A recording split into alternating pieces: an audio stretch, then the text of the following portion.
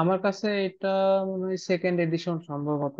Addition বিষয় না, আমরা টুকটাক আসলে কয়েকটা ম্যাথ দেখবো, এগুলো যে কোনো এডিশনেই থাকুক কোনো সমস্যা না। যে নিয়মগুলো শিখছিলাম ওই আলোকে কয়েকটা একটু এক্সাম্পল দেখবো এই আর কি। আচ্ছা ভাই। আর বাকিগুলো আপনারা যে যেখান থেকে পান হাতের কাছে যে বই আছে প্র্যাকটিস করবেন, তাইলেই হচ্ছে। যেটা বলছি ওইটা ফলো করবেন, যে ছোট ছোট ম্যাথ করবেন সব সময়, এই ব্লক ডায়াগ্রাম বিশেষ করে। আর মানে যেখানে যেরকম ভাবে বলছি ওইখানে ওই রকম ভাবে ফলো করবেন ইনশাল্লাহ। কিছু এক্সেপশন থাকবে যেটা আসলে কেউই প্রেডিক্ট করতে পারবে না, মাঝে মাঝে হুটহাট করে দিবে। ওইটা আসলে আমি যতই বলি যে আমি যা বলবো তাই আসবে, আসলে এটা কোনো ওইরকম ইয়ে সাজেশন না সেমিস্টার ফাইনালের যে কয়েকটা সেট পড়লেন হয়ে গেল। পড়াশোনা আসলে কন্টিনিউস, মানে ধরেন আপনি আজকে জব পাইলেন, এই জব পাওয়ার আগ পর্যন্ত আপনাকে কন্টিনিউয়াসলি পড়তে থাকতে হবে, সহজ কথা। এখন কোত্থেকে পড়বেন না পড়বেন সেটা আপনার বিষয়। আমি শুধুমাত্র এতটুকু করে দিতে পারতেছি যে যে কোনো জায়গা থেকে যেন প্র্যাকটিস করার মতো এলিমেন্ট আপনার হাতে থাকে। অন্তত আপনি ওই বইটা ধরে প্র্যাকটিস করবেন, তার জন্য যতটুকু সূত্র কনসেপ্ট যা দরকার সেটা আমি দিয়ে দিচ্ছি। কিছু যদি খুব এক্সেপশনাল জিনিস থাকে, যেহেতু নতুন করে চিন্তা করা লাগবে হয়তো বা, সেইটার জন্য গ্রুপ আছে, গ্রুপে আপনারা নিজেরা ডিসকাস করতে পারেন। অথবা হয়তো যদি এমন হয় যে কেউ পারতেছেন না, আমি হয়তো একটু দেখলাম, যদি পারি অবশ্যই আমি চেষ্টা করব। এই হচ্ছে মোটামুটি আমাদের এই কোর্স শেষ হওয়ার পরবর্তী হচ্ছে সবার পড়াশোনার সিস্টেম। যে যে সাবজেক্টই পড়েন, গ্রুপ যেগুলা খোলা আছে এগুলো সবসময়ই থাকবে। ডিসকাশনের সময় যে কোনো প্রয়োজনে আপনারা নক দিতে পারেন। তবে অবশ্যই চেষ্টা করবেন সবাই একটু অ্যাক্টিভ থাকার। একজন ধরেন প্রবলেম দিল আর একজন সলভ করে যাবে এরকম না। যে যতটুকু জানেন যতটুকু বুঝতেছেন, অন্তত ভুল হোক আপনি এইটা বলেন যে আমার কাছে মনে হচ্ছে এরকম হইতে পারে, আর একজন ওইটুকু অ্যাপ্রোচ করে দেখলেন যে কি অবস্থা। এই হচ্ছে মোটামুটি সিস্টেম। এইগুলো যদি ফলো করেন দেখবেন যে আহ, মোটামুটি সিলেবাস শেষ করা বলেন বা কনসেপ্ট গুলো শেষ করা বলেন, খুব দ্রুত শেষ করতে পারবেন। নাইলে কিন্তু আচ্ছা ভাই। আসলে ওই কোর্স শেষ হবে, ব্যাচে যদি পড়েন ব্যাচ শেষ হয়ে যাবে, কিন্তু আসলে খুব একটা লাভজনক কিছু হবে না। আচ্ছা, আমরা তাহলে আজকে শুরু করি। আজকের বেশিরভাগ টার্গেট থাকবে ব্লক ডায়াগ্রাম আর ওই টাইমের টুকটাক যে ইনফরমেশন গুলো ছিল সেগুলো নিয়ে আলোচনা করবো। তো দেখেন প্রথম যে এইটা দিয়েছে এখানে আমাদের মানে এই টাইপের কোশ্চেন গুলো থাকলে কমন একটা কোশ্চেনই থাকে, সেটা হচ্ছে আমার আহ এই যে ট্রান্সফার ফাংশন কত সেটা নির্ণয় কর। আচ্ছা, যেহেতু আমাদের এখানে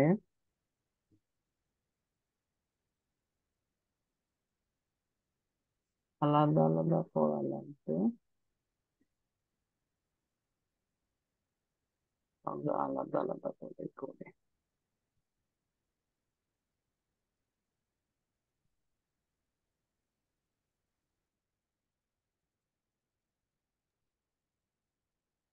ভাই আরেকটা কথা ভাই, ডিস্টার্ব করলাম, হচ্ছে যে এই আমরা যে কন্ট্রোলের জন্য ভাই নর্মাল নাইস যে বইটা পড়েছি, ব্লক ডায়াগ্রাম গুলো ভাই নর্মাল নাইসে কোনো দেওয়া আছে ভাই? একটু সূচিপত্রে দেখলেই বুঝতে পারবেন, এখানে ব্লক ডায়াগ্রাম রিডাকশন বলে লেখাই আছে। তিন আচ্ছা অথবা আচ্ছা। চার, মানে মোটামুটি দুই তিন চার পাঁচ ছয়, এর ভেতরে সব কন্টেন্ট গুলা পাই যাবেন। এর বাইরে খুব একটা হয়তো নাই। আচ্ছা ভাই আর ঠিক আছে। এইটা সম্ভবত তিন বা চার, যাই হোক আমার এক্স্যাক্টলি মনে নাই, একটু সূচিপত্র দেখেন বুঝতে পারবেন। ওকে ভাই। আচ্ছা, এইটাতে আমাদের ওই কোশ্চেন সেমই বলতেছে যে আমাদের ট্রান্সফার ফাংশন নির্ণয় করতে হবে। ট্রান্সফার ফাংশন মানে কি, আমরা যদি আমাদের মতো বোঝার জন্য বলে আউটপুট বাই ইনপুট, এই হচ্ছে একদম খাঁটি বাংলা কথা। এটা হচ্ছে ট্রান্সফার ফাংশন। তাহলে আমরা আউটপুট বা ইনপুট যদি করি, একটা ব্লক ডায়াগ্রাম যদি বানাই ফেলতে পারি তাহলে আমাদের জন্য সহজ। আর একটু খেয়াল করে দেখেন, এই সিস্টেমটা এত সুন্দরভাবে দেওয়া আছে যে আমাদের বারবার আসলে রিডাকশন করার দরকারই নাই। আমরা একটু মাথায় ক্যালকুলেশন করব, প্রসেসটা যে কিভাবে আগাবো, দেন একবারে ক্যালকুলেশন করে দেবো। আচ্ছা, এটা আউটপুট ডিভাইডেড বাই ইনপুট যদি করি তাহলে এই ভেতরে যেটা আছে সেটাই তো থাকবে, তাই না? এটাই তো আমরা শিখছিলাম। তার মানে এক কথায় এই অংশটুকুকে একটা বানাই ফেলতে পারলে সেটাই আমাদের অ্যান্সার, ওইটাকে বলবো ট্রান্সফার ফাংশন। এবার এই অংশটুকুর কথা খেয়াল করেন, এই যে এইখানে ফিডব্যাক যে অংশটা আছে এইটার সাথে জি 2টা দেখেন গুণ আকারে আছে। আচ্ছা, আমি যদি জি ভাই। ভুল না করি এটা G2 G1 H1 H2, ওকে। তাহলে এই অংশটার সাথে জি 2 গুণ আকারে আছে। এই অংশটা আবার কি জিনিস? এই অংশটা ওই যে সেই ফিডব্যাকের সেই সূত্র। তাহলে আমি যদি একবারে লিখে দিই, তাহলে আই থিঙ্ক কারোরই বুঝতে অসুবিধা হবে না যে T(S) এটা সমান হচ্ছে এই ফিডব্যাকের অংশ * G2। ফিডব্যাকের অংশ কত? ফিডব্যাকের অংশের উপরে বসে হচ্ছে গেইনটা। তো গেইন আবার দেখেন দুইটা কি সিরিজে আছে, তার মানে এরা কি আকারে আছে? গুণ আকারে জোয়ার। আছে। সিরিজে থাকলে গুণ করে দিতে হবে। প্যারালাল, একই ফ্লো হইলে যোগ। কিন্তু এটা দেখতেছি ফিডব্যাক, তাহলে ফিডব্যাকের সূত্র। তাহলে H1 আর G1 এই দুইটা দেখেন গুণ আকারে আছে, তাহলে আমরা লিখে দিতে পারি H1 G1। আমি বোঝার সুবিধার্থে এস টেস আর লিখতেছি না আপাতত। তাহলে ডিভাইডেড বাই নিচে 1 প্লাস, প্লাস কেন দিলাম? এই যে এখানে মাইনাস আছে তাই এখানে প্লাস, উপরে যেটা থাকবে সেইটা ইনটু ফিডব্যাক। ফিডব্যাকে কত আছে? H2। এইটার সাথে গুণ করে দেবো কত? G2। কাটাকাটি কিছু যাচ্ছে না, তাহলে এটাই আমাদের অ্যান্সার। বলেন বুঝতে পারছেন কিনা। পারছি ভাই। মানে এগুলা কিন্তু খুব একটা জটিল কিছু না, তবে আপনি যদি ভাই, মনে করেন যে, হ্যাঁ বলেন। ট্রান্সফার ফাংশন মানে আউটপুট বাই ইনপুট। হুম। এনে আউটপুট কোনটা আর ইনপুট কোনটা কিভাবে এই বুঝবো? যে এই যে এটা সিম্পল হিসাব। এটা আমাদের সেই C(S) যেখানে ওয়াই দিয়ে রাখছে, আর এই যে R(S) রেসপন্স। ফ্লোটা দেখেন, এই যে ফ্লো দেখলেই তো বুঝতে পারবেন। বুঝতে পারছেন? না ভাই, বুঝতে পারি নাই। এই যে আমাদের ইয়ের ডিরেকশনই তো দেখাচ্ছে কোন দিক থেকে কোন দিকে যাচ্ছে সিগন্যালটা। হ্যাঁ, এখন ইনপুট কোনটা ছিল, এর ইনপুটটা এই যে কিভাবে বের এটা, করব? এই যে R(S). আর অফ এস এর মান কত? আমার তো এটার মান জানার দরকার নাই, জিনিসটা থাকতেছে কিরকম। এই যে এই জিনিসটা হচ্ছে এইখানে থাকতেছে।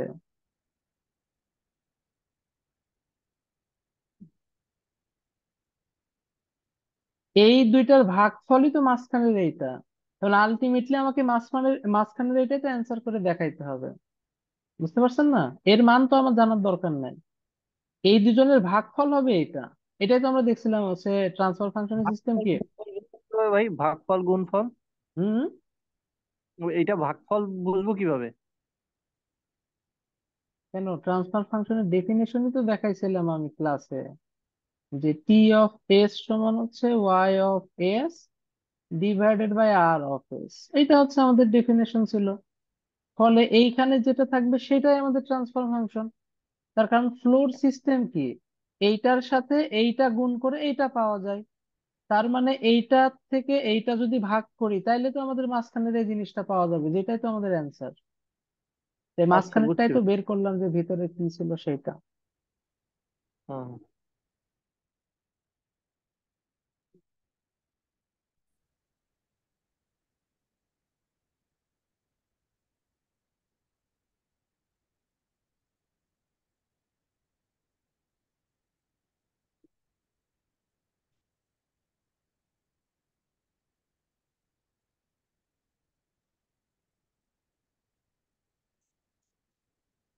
এইখানে একটু আমাদের একটু চিন্তা করার জায়গা আছে। সেটা হচ্ছে এই যে এই একটা ঝামেলা বাধায় রাখছে এখানে, তাই না? তাহলে এইগুলোর ক্ষেত্রে কি দেখছিলাম, যে আমাদের একটু শিফট করাতে হবে। শিফটিংটা আমরা যে কোনো ভাবে করতে পারি। 1 নাম্বার শিফটিং হচ্ছে এই পুরো জিনিসটা শিফট করাতে পারি। তবে ওইটা করার চাইতে দেখেন সহজ সিস্টেম হচ্ছে এই তারটাকে আমরা যদি রাইটে শিফট করাই দিই তাহলে আমাদের জন্য সুযোগ হয়ে সুবিধা হয়ে গেল না? আর মনে আছে প্রথম মেবি ব্লক ডায়াগ্রামের রিডাকশনের যেই ক্লাসটা করছিলাম সেখানেই শিখাইছিলাম, লাস্ট ক্লাস সম্ভবত, যে একটা তার এটাকে যদি রাইট শিফট করি তাহলে যেই গেইন কেও ক্রস করবে সেই গেইন দ্বারা ভাগ করে দিতে হবে। তাহলে আমাদের নতুন চিত্রটা কি হবে?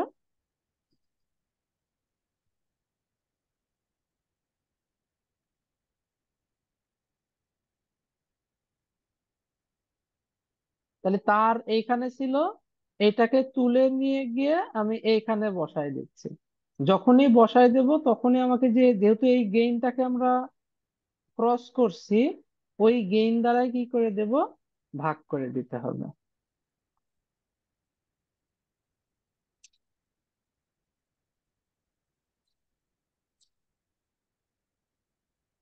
এবার দেখেন ইজি হয়ে গেল।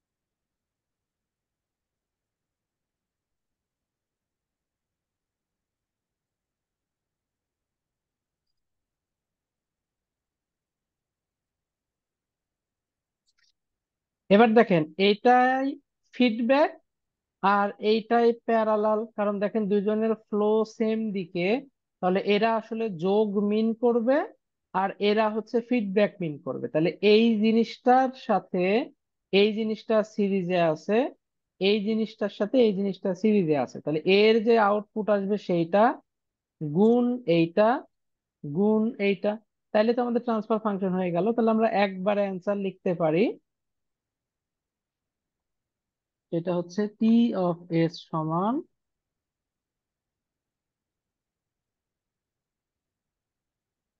এটার জন্য সূত্র তো সিম্পল, উপরে দিব হচ্ছে গেইন ডিভাইডেড বাই ওয়ান, যেই চিহ্ন আছে তার উল্টা, গেইন ইনটু ফিডব্যাক। এটার কাজ শেষ, এর সাথে গুণ করব এইটা। তো এরা কি দেখেন সেম ডিরেকশনে যাচ্ছে, প্যারালাল। সেম ডিরেকশনে যদি প্যারালাল যায় তাহলে ওটা যোগ হয়ে যায়, ইনটু লাস্টেরটা। এখন আমরা চাইলে এটাকে একটু সুন্দর করে সাজায়ও লিখতে পারি। এর নিচে যাচ্ছে 1 + G1H1। খেয়াল করেন লসাগু যদি করি কত হয়, G1 জি। G2 +1, আর নিচে যে G1 থাকবে সেই G1 আর এই G1 কাটাকাটি হয়ে যাবে। আচ্ছা এক লাইন লিখি যদি প্রবলেম হয়।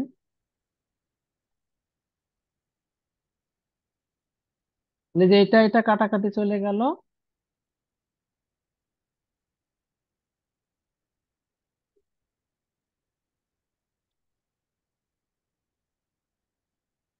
বুঝতে পারছেন? জি ভাই। ভাই এখানে প্যারালালে জি এর সাথে আমার যদি এইচ থাকতো তাহলে তো ভাই যোগই হতো তাই না, যদি সেম ডিরেকশন হইতো। কোন কি বলতেছেন? বললাম ভাই এই যে দ্বিতীয় ব্লকের এটা, দ্বিতীয় ব্লক। হ্যাঁ এইচ থাকলে G2 + H2 বা যা থাকতো সেটা করে দিতাম সিম্পলি। প্যারালালে যাই থাকুক যোগ হবে যদি সেম ফ্লো হয়, ফিডব্যাক হলে আলাদা কেস।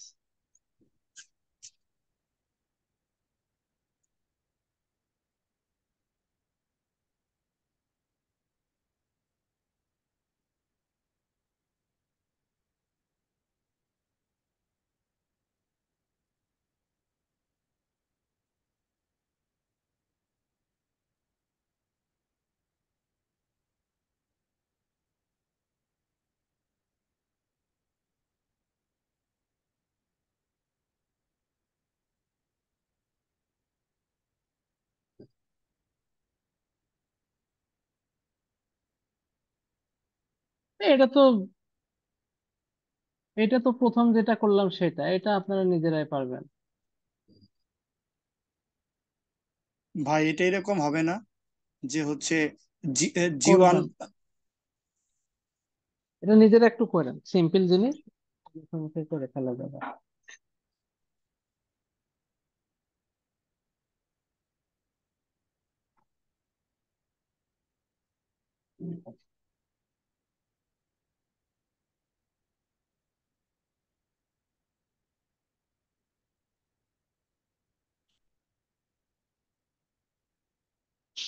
আর এখানে দুটো একসাথে করা যাবে।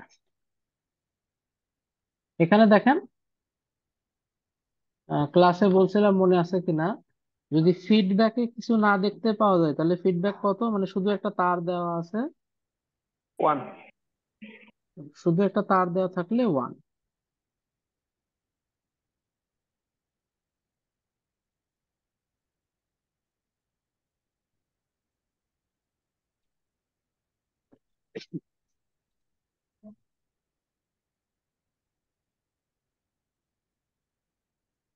তাহলে যে এইটা, এটা হচ্ছে ওয়ান, এটা হচ্ছে ওয়ান।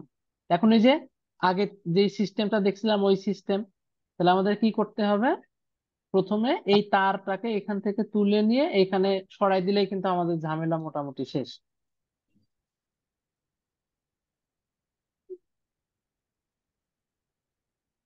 তাই দিলাম। ওয়ান হবে না? হুম।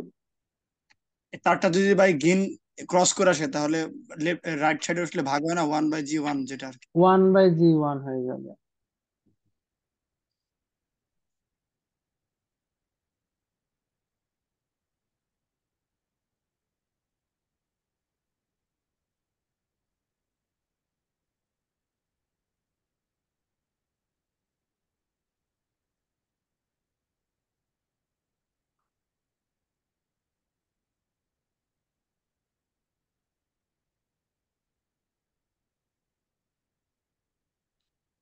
প্যারালালে আগেরটার চাইতে একটু পার্থক্য আছে, কি পার্থক্য বলেন তো? এটা তো ফিডব্যাক বোঝা যাচ্ছে, এটা প্যারালাল। প্যারালালের আগেরটার সাথে এটার পার্থক্য কি? বা এটা চিহ্ন আছে, মানে ডিরেকশন একটা দেওয়া আছে একটা দেওয়া নাই, মানে যে হ্যাঁ, নেগেটিভ। সেটা না, ওইটা না। হ্যাঁ, এই যে এটা তো প্যারালাল, সেম জি ডিরেকশনাল ফ্লো, তাহলে কি বলছিলাম, সাম হবে বা অ্যাডিশন হবে। কিন্তু এটার জি ভাই। পোলারিটি কেমন হবে খেয়াল করে দেখেন, এইটা কিছু দেওয়া নাই মানে প্লাস, আর এইটা কি মাইনাস দিয়ে দিছে না, হবে তার মানে একটা এখানকার ষোলো। পোলারিটি হবে এইটা মাইনাস এইটা। তাহলে পি অফ এস কি, এইটার সাথে এটা গুণ, এটা কত, উপরে বসে gain divided by one plus gain into feedback, তো গেইন ওয়ান তার সাথে ফিডব্যাক ওয়ান গুণ করলে কত হয়, সরি গেইন ওয়ান না, গেইন G1 আর তার সাথে ওয়ান গুণ করলে কত হয়, G1 ইনটু এই দুজনের কত হবে, এই দুজনের হচ্ছে G2 - G1। ভাই আমি এটাকে একটু দিলে, বুঝি। হ্যাঁ, কোনটা? জি টু তে তো কোনো চিহ্ন দেওয়া নাই। কিছু চিহ্ন দেওয়া নাই, সামিশনে যাচ্ছে মানেই প্লাস। আর নর্মালি মাইনাস যেহেতু আলাদা জিনিস দেওয়ার দরকার পড়ে বলে ওটাতে দেওয়া লাগে, যদি কিছু নাও থাকে ধরবেন যে এটা প্লাস। কথা বুঝতে পারছেন? ভাই একটা মানে একটা যদি আমার সামেশন। প্লাস দেওয়া থাকতো আরটাকে মাইনাস ধরে নিতাম। কেন মাইনাস ধরে নেব? বলছি না, মাইনাস তো একটা চিহ্ন, বা ও যে সাবট্রাক্ট হচ্ছে এটা তো বোঝাইতে হবে, এর জন্য মাইনাস সবসময় দেওয়া থাকবে, প্লাস ও অনেক সময় দেওয়া থাকে না। দুই তিনজন হইলে তখন দেখা যায় যে দেয়, বাট দুইজনের ক্ষেত্রে একটাতে মাইনাস দেওয়া মানে বাই ডিফল্ট প্রথমটা থেকে দ্বিতীয়টা বিয়োগ হচ্ছে, সহজ কথা। ভাই 1/g1 হবে না এখানে? হ্যাঁ, 1/g1 হবে। আর ভাইয়া যদি ওই মাইনাসটা না দেওয়া থাকতো তাহলে কি ওটা প্লাস তাহলে হইতো না? আমরা প্লাস হিসাব করে ক্যালকুলেশন করতাম, বাকি যেরকম নিয়ম সেরকম। আচ্ছা ভাইয়া, আর যদি এখানে আরেক কন্টেক্সট হলে যদি জি ফিডব্যাক। টু ডিরেকশনটা ওই জায়গায় যদি মাইনাস থাকতো আর নিচের এইটা যদি কোনো চিহ্ন না থাকতো তাহলে তো হচ্ছে ওই ওই প্লাস সেম, মাইনাস। নিচেরটাকে প্লাস ধরতাম, উপরেরটা হচ্ছে মাইনাস। তবে আচ্ছা। নর্মালি এরকম হয় না, তার কারণ যেই ফ্লোটা চলে সেই হ্যাঁ, ফ্লো আসলে মাইনাস হয় না, সেটা নর্মালি প্লাসই হয়। ওইটা তার মানে থেকেই যে সবকিছু বিয়োগ বা ই হচ্ছে। ফিডব্যাক গুলাই নর্মালি আসলে প্লাস মাইনাসের কনসেপ্ট আসে। এরা তো আসলে সিগন্যালের বেসিক ফ্লো, ওইটা তো আর মাইনাস হওয়ার সুযোগ থাকবে না, কথা বুঝতে পারছেন? এই জন্য যেটা main line, main line normally কখনো মাইনাস হয় না, ফিডব্যাক গুলো সাধারণত দেখা যায় যে প্লাস মাইনাসের কনসেপ্টটা আসে।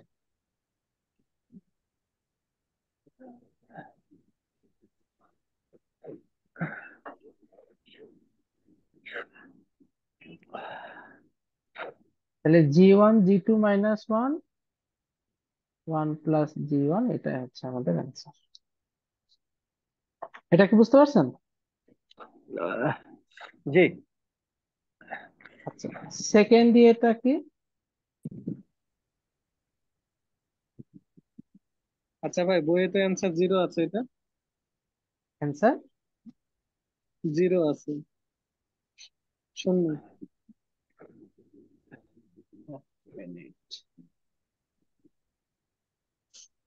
শূন্য আসে না? ও ও আচ্ছা, এই আচ্ছা যে ভাই, এইখানে আবার মান দেওয়া আছে, এখানে বলে দিছে যে জি1 জি2 মান হচ্ছে ওয়ান, তাহলে ওয়ান ধরে যদি শূন্য আসে তাহলে শূন্য হইতে পারে। বুঝতে পারছেন? এই যে এখানে আবার ভ্যালু দেওয়া আছে যে এই দুইটার মান ওয়ান। আচ্ছা হোক, যদি জি1 জি2 মান ওয়ান হয় তাহলে কত আসে? One zero. Into one minus one divided by one plus one মানে জিরো। এটা আমার কোনো কিছু না।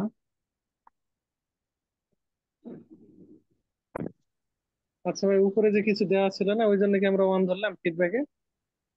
হ্যাঁ, হ্যাঁ। ফিডব্যাকে এখানে কিছু নাই মানে এটা হচ্ছে ওয়ান। কেন ওয়ান? এর মানে হচ্ছে এইখানে যা আছে সেটা এখানে যাচ্ছে। কথা বুঝতে পারছেন? তার মানে হ্যাঁ। এইটাতে যদি এক্স হয়, এখানে এক্স মানে অনেকটা ডিসি সার্কিটের মতো বা সার্কিটের মতো কল্পনা করেন। কোন একটা তার যদি এখানে এসে ই করে দিই তাহলে এই দুইটা নোডের ভোল্টেজ সেম হবে না? হুম। ওইটাই মূলত বোঝাচ্ছে যে ফিডব্যাক ওয়ান। আর এখানে যদি সামথিং থাকতো, শিখাইছিলাম কি যে সিরিজ গুলাতে গুণ হয়, এইটার সাথে এইচ1 গুণ হয়ে এখানে পাচ্ছে, এই জন্য এটাকে বলতেছি ফিডব্যাক। আর এইটা থাকার মানে কি, এইটার সাথে এক গুণ হয়ে এটা পাচ্ছি। দেখেন তো কনসেপ্টটা, তাই না? এখানে যদি 5 ভোল্ট পাই, আমি ভোল্ট দিয়ে বোঝাচ্ছি তাহলে জিনিসটা ভালো বুঝতে পারবেন। এখানে যদি 5 ভোল্ট পান, এখানেও 5 ভোল্ট আসলে এখানে যাচ্ছে, তাহলে হ্যাঁ। 5 1 কে 5। জিনিসটা আসলে এর জন্য আমি বলতেছি এখানে ফিডব্যাক আসলে ওয়ান, মানে যেটা এখানে সেটাই ফিডব্যাকে যাচ্ছে, এই জন্য বলছি যে এখানকার ফিডব্যাক হচ্ছে ওয়ান।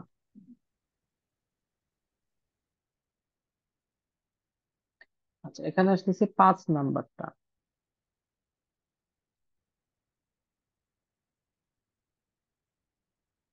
আচ্ছা, ক্যারেক্টারিস্টিক ইকুয়েশনটা আমরা এখনো করি নাই। এই জিনিসটা একটু শর্টে বলি তাহলে। মোটামুটি আসলে এখানে আলাদা তেমন কোন নিয়ম নাই, ওই একই জিনিস, শুধু শর্টকাট ওই সূত্রটার কথা বলতেছি, সূত্রটা মনে রাখলেই চলবে। সেটা হচ্ছে আমাদের যদি কোনো ফিডব্যাক দেয়, 1 মিনিট।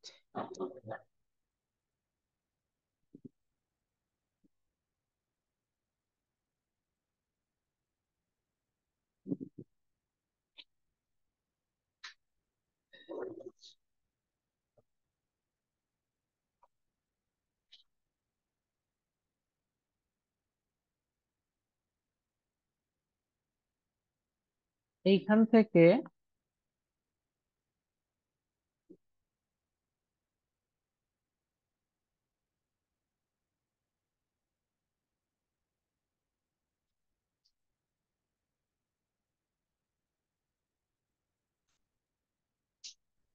এটা জাস্ট মনে রাখলেই চলবে যে ক্যারেক্টারিস্টিক ইকুয়েশন যদি বলে তাহলে আমরা এই জিনিসটাকে জিরো ধরে ক্যালকুলেশন করার পর যে ইকুয়েশন বা সমীকরণটা পাবো সেটাকে আমরা বলবো হচ্ছে ক্যারেক্টারিস্টিক ইকুয়েশন। তাহলে আমাদের যদি কোনো প্রশ্নে এরকম দেওয়া থাকে, আমরা এই কন্ডিশনটা সেট করে দিয়ে যেটা আসবে সেটাই হচ্ছে আমাদের অ্যান্সার। কিন্তু দেখতেছি এই কন্ডিশনটা একটু পিওর কন্ডিশন, তার মানে এক কথায় একদম ওই যে আমরা যে বেসিক ফরম্যাটটা ছিল সেই ফরম্যাটে নিয়ে আসলেই তো আমরা এই জিনিসটা পাবো, G of s H of s থাকবে। তাহলে আমাদের ফার্স্ট কাজ হচ্ছে ওই ফরম্যাটে যদি থাকে তাহলে তো ডিরেক্ট অ্যান্সার করে দিলাম, যদি না থাকে তাহলে আমাদের ক্যালকুলেশন করতে হবে, করে নিয়ে কি করতে হবে। তাহলে দেখেন এটা মোটামুটি ওই কন্ডিশনে আছে। আচ্ছা, এই অংশটা কোনটা অনেকে হয়তো রিলেট করতে পারবেন না বা পারতেছেন না, আমি একটু বলে দিই তাহলে জিনিসটা ভালোভাবে বুঝতে পারবেন। থেকে এই জিনিসটা খুঁজে পাবো বা কি রকম থেকে এই জিনিসটা আসতেছে, সেটা হচ্ছে আমরা যদি একটা গেইন নেই, এটা ধরলাম জি অফ এস,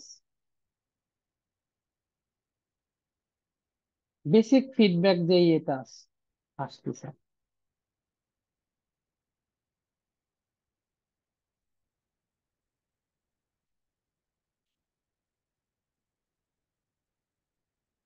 বুঝতে পারছেন?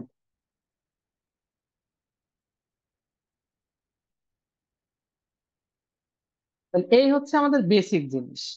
এইখান থেকে মূলত এই জিনিসটা আসতেছে যে এটাকে আমরা জিরো ধরবো, ক্যারেক্টারিস্টিক ইকুয়েশন। তাহলে এইটার সাথে এটা মিলান, মিলতেছে কিনা? মিলতেছে কিভাবে? এইচ অফ এসটা হচ্ছে ওয়ান, জি অফ এসটা হচ্ছে এই জিনিসটা আর এই জিনিসটার গুণফল।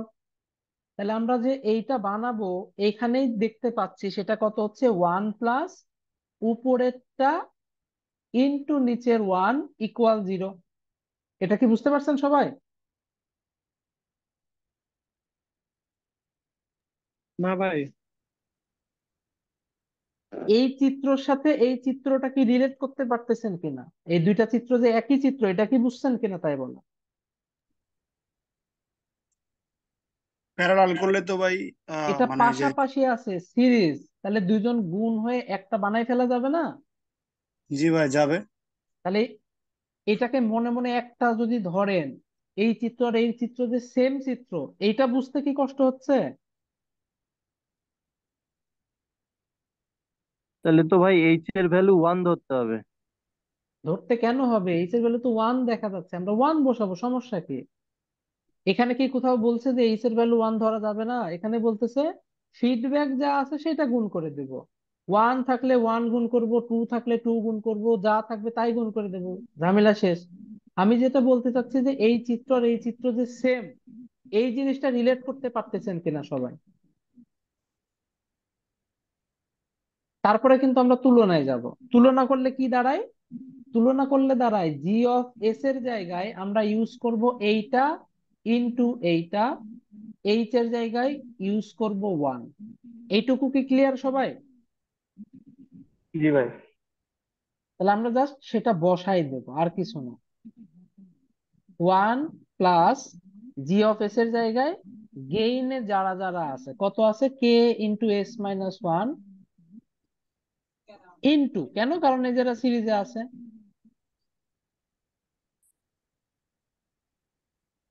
ভাই সূত্র মনে রাখলে হবে না। Into one. হ্যাঁ, এটা মনে রাখবেন তো ঠিক আছে, কিন্তু এইখান থেকে তো ডিরেক্ট পাওয়া যাচ্ছে না, তো তুলনা করে করে বসাইতে হবে, এই সূত্র তো মনেই রাখতে হবে।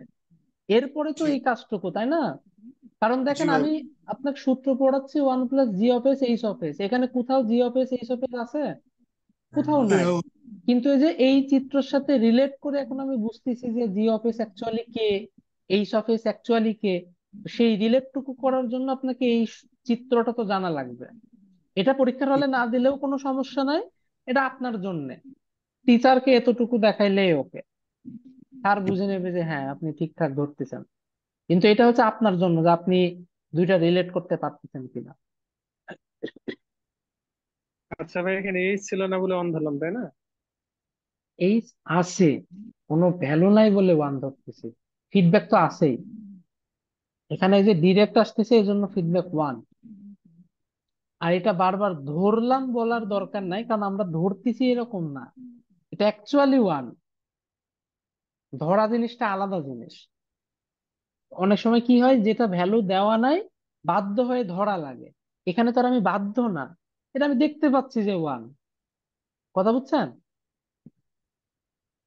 হ্যাঁ ধরেন ভাই। আপনাকে একটা জিনিস যদি বলে দেয় যে গেইন ওয়ান, তো সেটা তো আর ধরা না, ওটা তো বোঝাই যাচ্ছে যে যে এই যে এটা ওয়ান। নট ধরে নিচ্ছি, আপনি বলেন যে এখানে তার দেখে বুঝতেছি যে ফিডব্যাক ওয়ান, ওকে, এটা একটা আলাদা কেস। ধরে নিলেও জিনিসটা আসলে শুনতে অন্যরকম লাগে, বা মনে হয় যে অ্যাকচুয়ালি আমরা এটা আন্দাজে ধরতেছি বা উপায় নাই এরকম।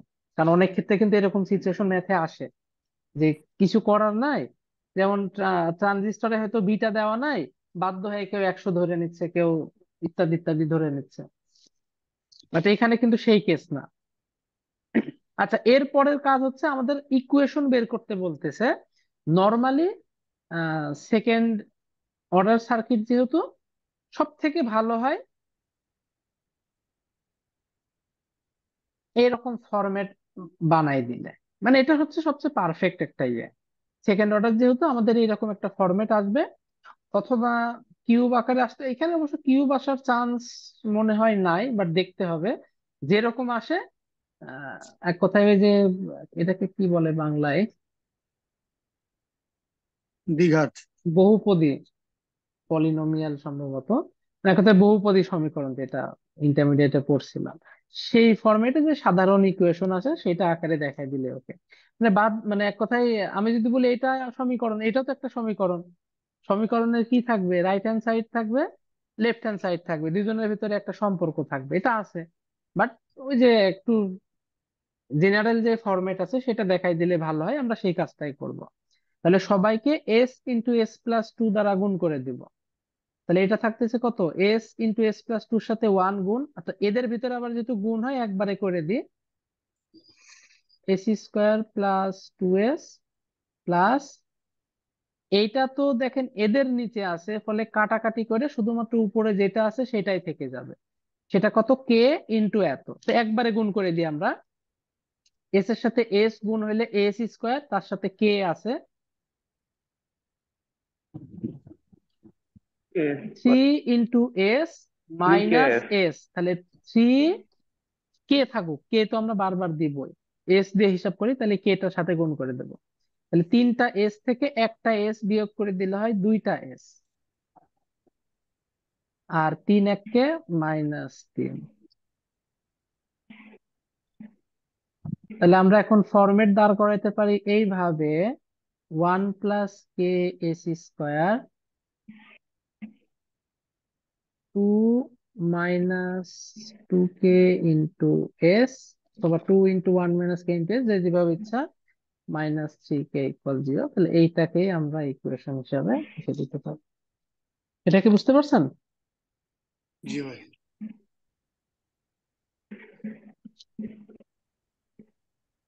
ওকে। তাহলে আমাদের এই মোটামুটি আসলে ব্লক ডায়াগ্রামের টুকটাক যা ছিল, এর বাইরে বই টইগুলা যে যেখান থেকে করেন কোনো সমস্যা নাই।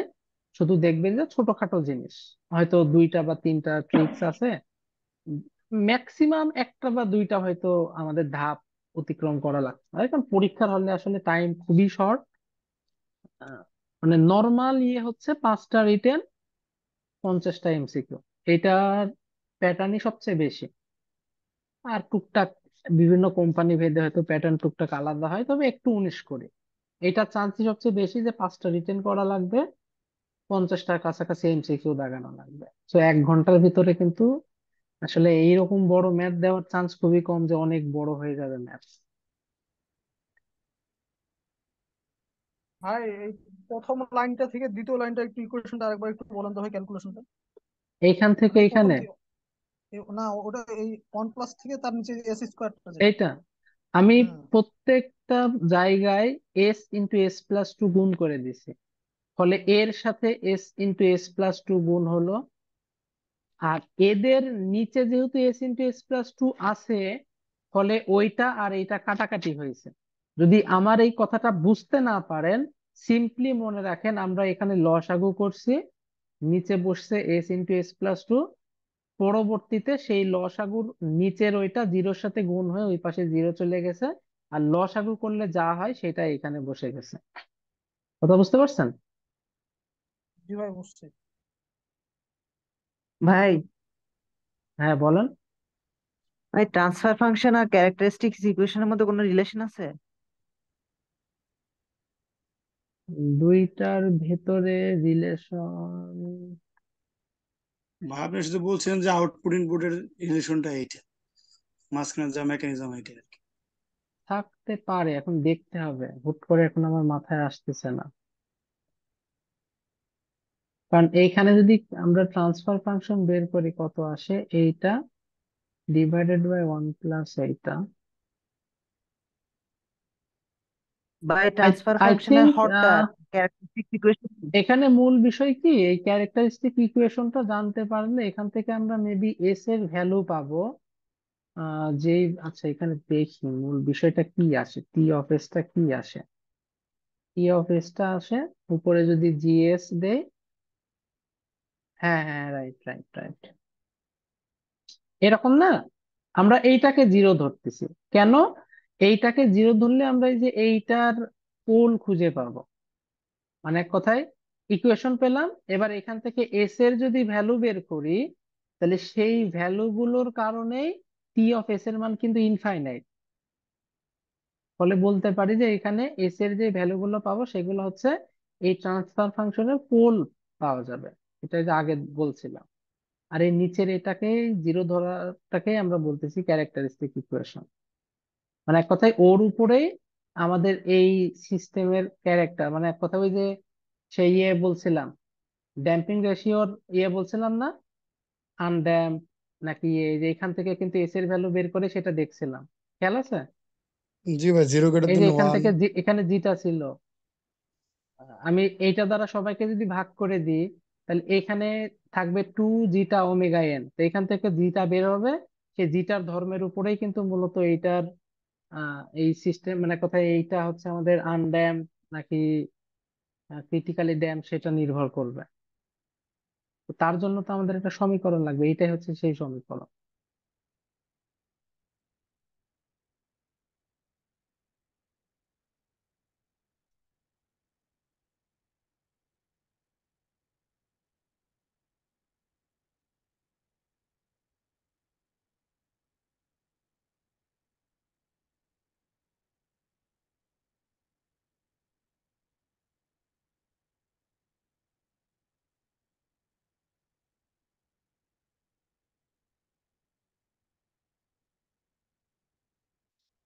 এগুলা ছোটখাটো আছে। দেখেন এখানে বলতেছে the transfer function of a system is এত, find oscillation frequency and damping ratio. তাহলে টি অফ এস, এইটার সাধারণ সমীকরণ কি? এটার সাধারণ সমীকরণ হচ্ছে K omega n square divided by s square plus two zeta omega n s plus omega n square. তাহলে এইটার সাথে এইটার আমরা তুলনা করব। তাহলে এই দুইটা যদি তুলনা করি, দেখেন উপরে শুধুমাত্র 25 আছে, আবার এখানে দেখতেছি ওমেগা এন স্কোয়ার, এখানে ওমেগা এন স্কোয়ার। তাহলে আমরা বলতে পারি কে সমান কত, ওয়ান। মানে কথা এখানে কোনো এক্সট্রা গেইন নাই, বা গেইন হচ্ছে ওয়ান। অনেক সময় কিন্তু ভাই দুইটা এই, যদি দুই রকম থাকতো। হ্যাঁ, সেটাই বলছি, দুই রকম হইলেই সেখান থেকে আমরা কে টা খুঁজে বের করতাম, এটা ভাগ করে দিলেই বুঝে ফেলতাম যে কে কত। এটা 25, এটা আছে 100, তাহলে আমি বুঝতাম কি 25-এর সাথে কত গুণ আছে, 4 গুণ আছে, তাহলে কে সমান 4 বলে দিতাম। যদিও এটার আসলে এক্স্যাক্টলি এটাকে জি কে যে কোনো একটা থাকতে পারে, ওইটার আসলে কোনো সম্পর্ক নাই, ওইটা আলাদা বের করে ফেলা, এছাড়া আর কিছুই না। আচ্ছা, এবার এই যে এই 25, এটা ওমেগা এন স্কোয়ারের মান, তাহলে তুলনা করলে বুঝতেছি ওমেগা এন স্কোয়ার সমান 25। ওমেগা এন এটা একটা ফ্রিকোয়েন্সি, তার মানে মাইনাস তার হতে পারবে না, তাহলে +5 রেডিয়ান পার সেকেন্ড। এটা কি চাইছে?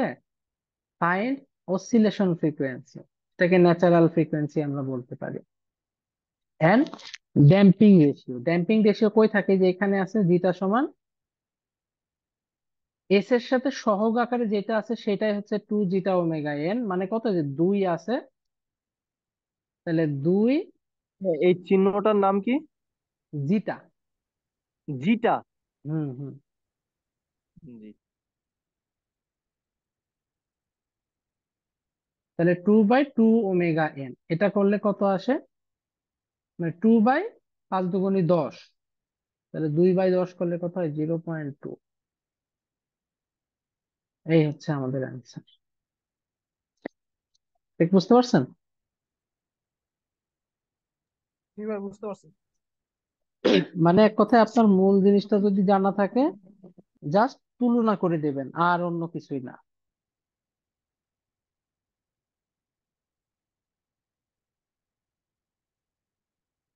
ওই দেখেন 7 নম্বরে দেখছেন মিলে নাই। তাহলে আমি দেখেন 16-র সাথে কত গুণ করলে 32 হয়, 2 গুণ করলে 32 হয়, তার মানে কে সমান আমি কত বলে দিতে পারি, 2। কিন্তু আমাদের কোনো ভ্যালুতেই কে এর আসলে কোনো প্রয়োজন পড়ে না, সো ওইটা নিয়ে আমাদের মাথা ঘামানোর দরকার নাই। আমরা আসি ওমেগা এন। ওমেগা এন সমান কত, এটাকে রুট করলে যাওয়া হয় 16, কারণ দেখেন এখানে ওমেগা এন স্কোয়ার থাকে, তাহলে 16কে রুট করলে হয় 4, তাহলে ওমেগা এন হচ্ছে 4 রেডিয়ান পার সেকেন্ড। কিন্তু প্রশ্নে চাইছে পিক টাইম আর সেটলিং টাইম, তাহলে পিক টাইম আর সেটলিং টাইম যদি বের করি কত আসে, টিপি সমান হচ্ছে π/ওমেগা ডি, বা π/, এটা শিখাইছিলাম, ওমেগা ডি মানে omega N one minus জিটা square. তাহলে জিটা স্কোয়ারটা বের করে নিতে হবে। খেয়াল করেন এস এর সাথে আছে কত, 3। তাহলে 3 কে 2 ওমেগা এন দ্বারা ভাগ করে দিলে আমরা জিটা পাবো। তাহলে এখানে জিটা সমান কত? জিটা সমান হচ্ছে 3/2 ওমেগা এন, বা বলা যায় 3/8। তাহলে এখন এখান থেকে দেখেন মান বের করেন। Pi divided by omega N মানে 4, √1 মাইনাস 3/8 হোল স্কোয়ার। পায়ের ভ্যালুটা কি ভাই 180 তো হবে না, না থ্রি না পয়েন্ট না, 3.1416। এটা আসতেছে 0.847।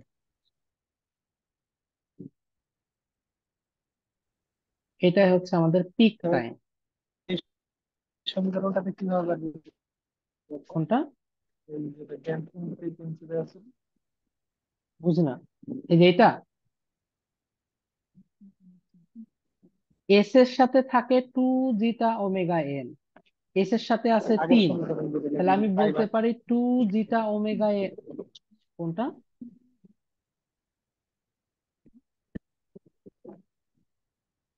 মাইনাস, হ্যাঁ হ্যাঁ। এইটা এটা নাকি এইটা? ঠিক টাইম সময় লিখলে না পাই ভাগ। হ্যাঁ, এটা হ্যাঁ হচ্ছে সূত্র। এটা হ্যাঁ, ওইটা সূত্রের ভাই। ক্লাসে দেখাইছিলাম যে ওমেগা ডি, এটা মুখস্থ রাখবেন যে ওমেগা ডি আর ওমেগা ডি এর সূত্র হচ্ছে এটা। এখানে আসলে ডিরেক্ট বোঝানোর মতো কিছুই নাই। হয়তো প্রমাণ যদি করাতাম তাহলে হয়তো সূত্র প্রমাণের জিটার করা সূত্রটা কি যেত। ভাই? জিটার সূত্রটা? জিটার সূত্র কিছুই না, এটা হচ্ছে সাধারণ সমীকরণ। আমি এই সাধারণ সমীকরণের সাথে এইটা জাস্ট তুলনা করছি, আর কিছুই করি নাই। এস এর সাথে 3 থাকার কথা, কিন্তু দেখতেছি মানে এক কথায় এস এর সাথে 2 জিটা ওমেগা এন থাকার কথা, এখানে আছে 3।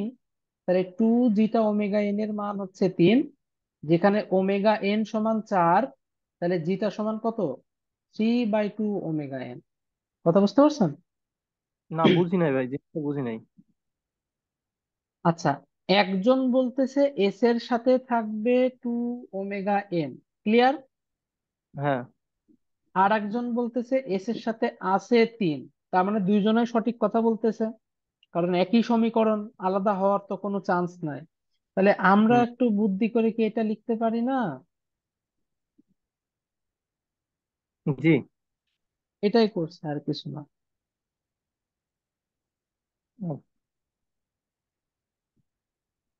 জি ভাই, বুঝছি এবার। ওকে, তাহলে আমাদের বের করতে বলছে একটা হচ্ছে পিক টাইম, আর একটা বলতেছে সেটলিং টাইম। তো সেটলিং টাইম আমরা কি জানি? পিক টাইমে 4 গুণ হচ্ছে সেটলিং টাইম।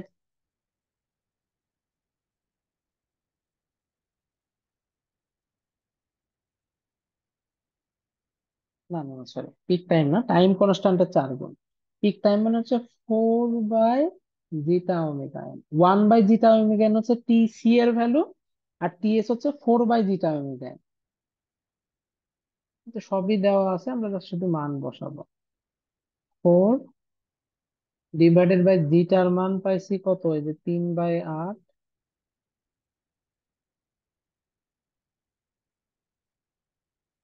ওমেগা এন পাইছি 4,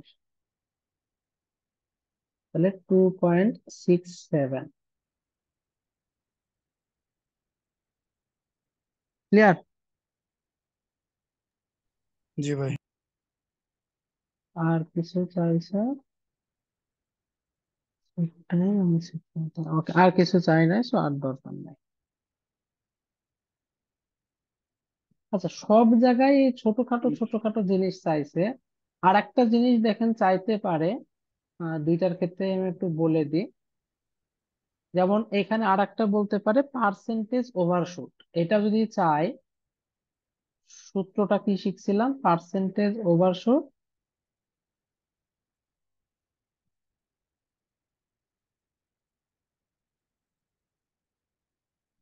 e⁻⁻,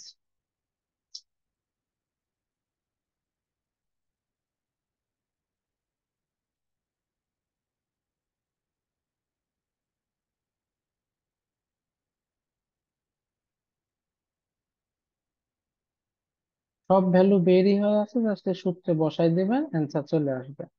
অ্যান্সার পার্সেন্টেজ পাই তো আমরা জানি, যেটা এখান থেকেও বের হয়েছে এখান থেকেও বের হয়েছে, এটা তো আমরা জানি, বসাই দিবেন। যদি চাই তাহলে এটা ই করে দিবেন। আচ্ছা, এইটা নিজেরা করবেন, একই জিনিস, শুধুমাত্র তুলনা করে ক্যালকুলেশন করতে হবে। বুঝতে পারছেন? আরেকটা জিনিস একটু বলি, যে জিনিসটা এই সবগুলাতে হয়তো নাই, কিন্তু আমাদের কিন্তু আসতে পারে। ধরেন বুদ্ধি করে দিল এরকম 24 divide by 2 S square plus 4s plus,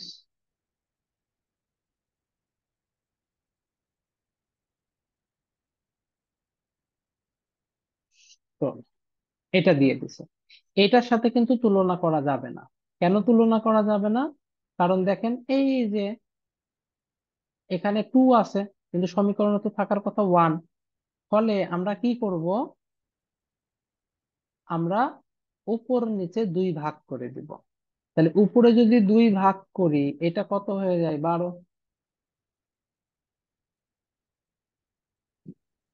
না না, উল্টা হয়ে যাচ্ছে কাহিনী।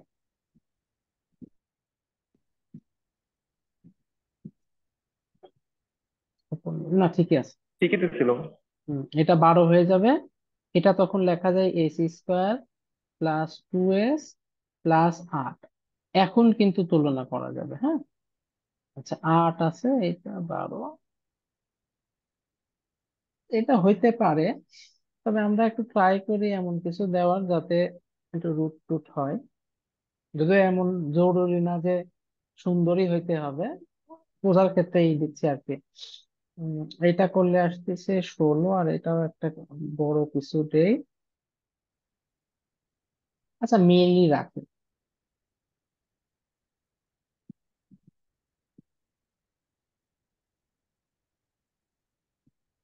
এইবার কিন্তু তুলনা করতে হবে। এইটা দিয়ে যদি তুলনা করেন তাহলে কিন্তু ম্যাথ ভুল হয়ে যাবে, হ্যাঁ।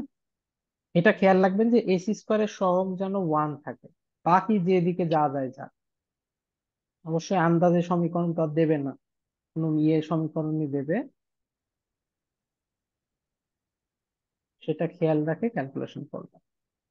বাকি আর তেমন কোনো কিছুই না, এগুলা করলেই হবে।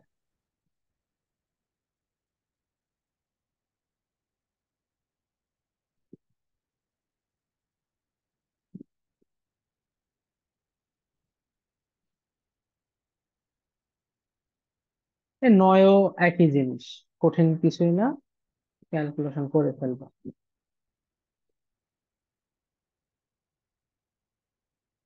10ও সেম, ডিরেক্ট আছে। ওই যে সূত্র শেখালাম ওই সূত্র দিয়ে ক্যালকুলেশন করবেন। আচ্ছা, 11টা একটু দেখি।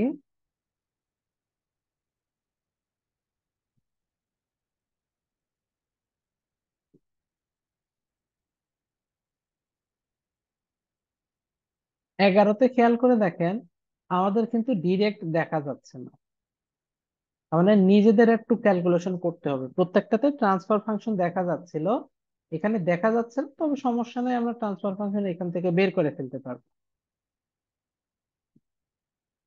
তাহলে টি অফ এস সমান কত?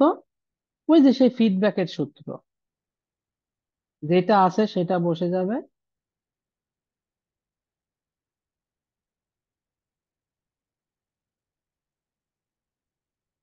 ডিভাইডেড বাই 1 প্লাস 1 এর সাথে এটা গুণ হবে, মানে এখানে ফিডব্যাক 1।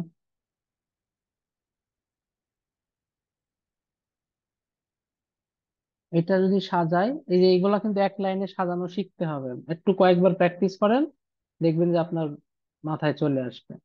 এইটা আর এটা লসাগু যদি করি, নিচের এইটা আর এটা কাটাকাটি হয়ে যায়, ফলে এটার সাথে এটা গুণ যোগ, এটা লিখে দিলে কাজ শেষ। এটা গুণ করলে কত? S square plus 15s plus 225। না বুঝলে নিজেরা হাতে করে এখান থেকে এই লাইনে আসবে। তাহলে দেখেন আমাদের এতক্ষণ টি অফ এস খুঁজে পাচ্ছিলাম না, এখন কিন্তু টি অফ এস খুঁজে পেয়ে গেছে। সরি, এটা 225। এখন কি কাজ হচ্ছে? তুলনা করা। ওমেগা এন সমান কত? এইটাকে রুট করে দিলে ওমেগা এন পাওয়া যায়। তাহলে 15।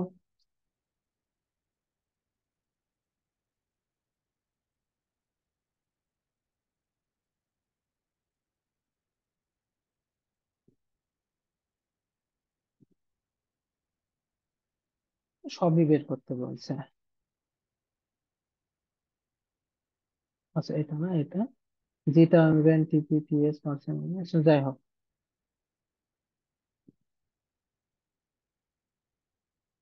জিটা কত?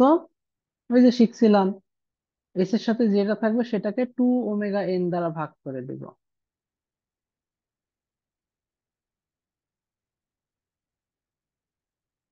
0.5 হবে মনে হয়।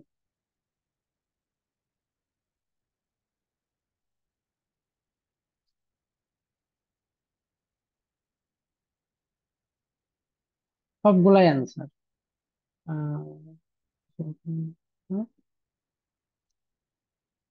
জিটা ওমেগা এন, টিপিটিএস কত?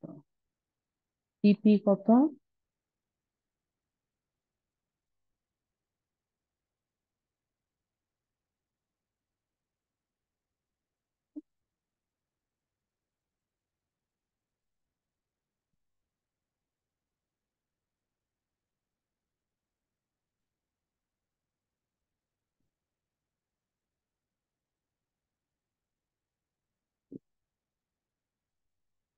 0.242 লিখে দেওয়া যায়।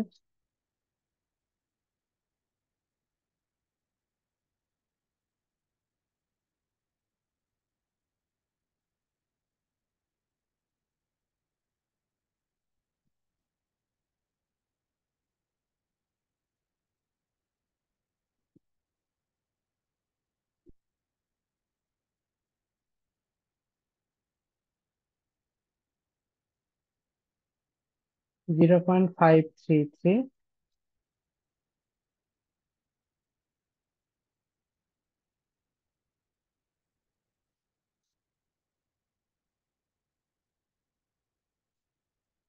আর এই যে পার্সেন্টেজ ওভারশুট,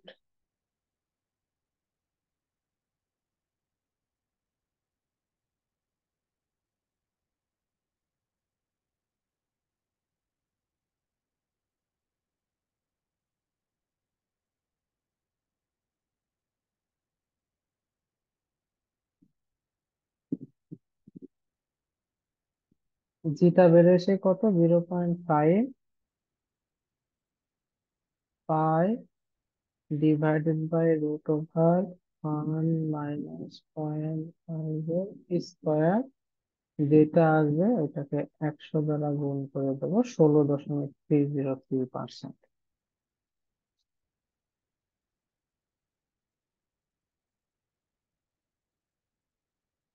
বুঝতে পারছেন?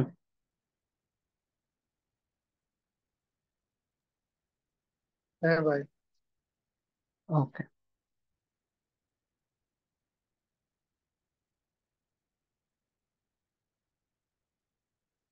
আচ্ছা ভাই, ওই আগের ম্যাথটা আছে না ভাই, যেটাতে 2s² ছিল, হুম।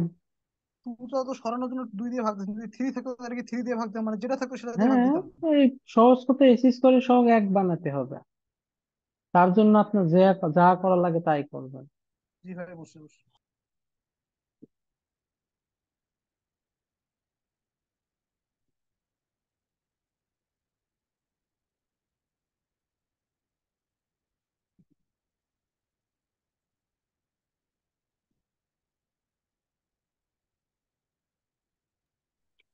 ভাই আউটসাইড অফ একটা প্রশ্ন করি ভাই।